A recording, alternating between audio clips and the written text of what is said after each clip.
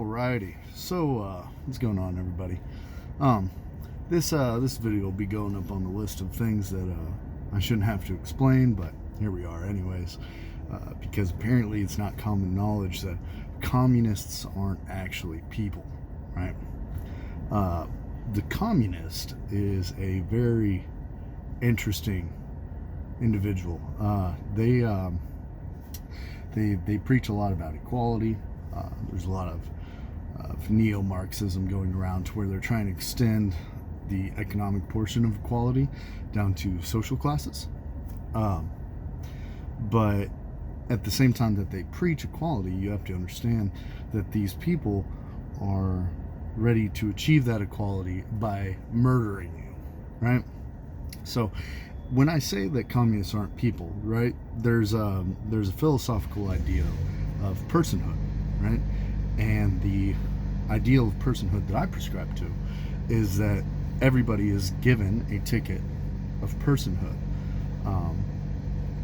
and that the only way that that ticket of personhood can be taken away is by their willful relinquishment of that ticket of personhood. So the thing about communists is that they have absolutely no problem with murdering people of the bourgeois class, right, the capitalistic class, in order to achieve their communistic utopia.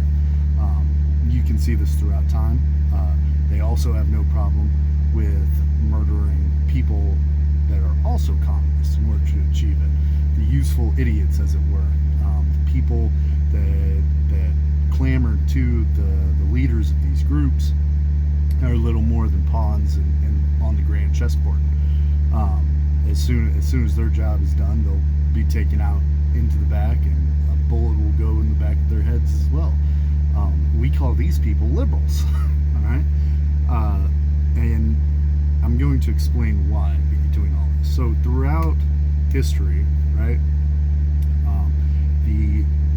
the idea of communism has come from a man named Karl Marx, and he predicted that the proletariat, the working class, would inevitably rise up against their capitalistic class masters, the people that own the means of production, and seize that means of production for themselves.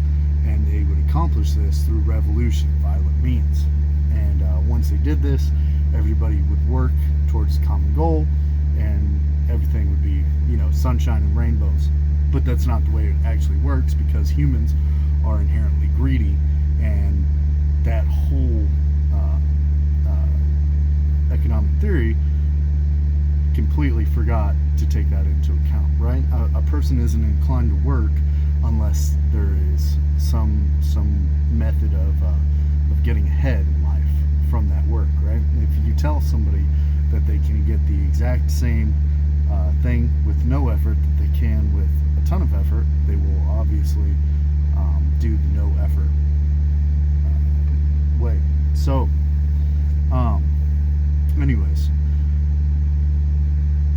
the communists usually will understand that this comes through that revolution, and we can take a look at a group like Antifa right now, since that's pretty relevant. A lot of people don't realize that they are actually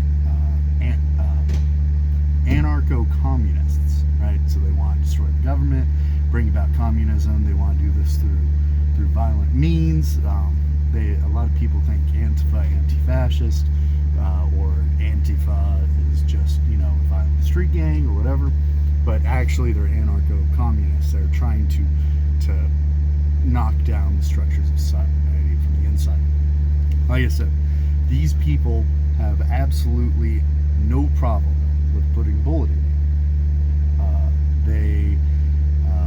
In fact, it actually calls for it, putting down the counter-revolutionaries, if you will. So after their communist revolution, they have to kill everybody that doesn't agree, so that way people don't try to fight against communism.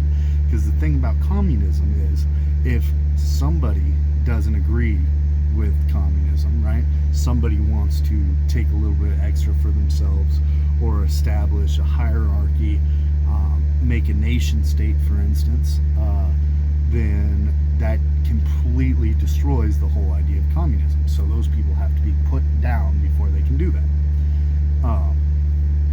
Communism always winds up with some horrific things. You can look at Stalin's purge, Stalin's Holodomor, responsible for 20, 30 million deaths, just directly from an arbitrarily induced famine that he put on the people of, was it Kazakhstan? It's one of those Soviet states. He starved them to death on purpose.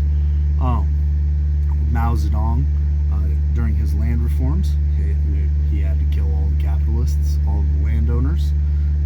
That was 40 million people, right? Pol Pot in Cambodia, he had to put down all the counter-revolutionaries. He killed 1 out of every 4 people. There's not a single Cambodian family that did not lose somebody.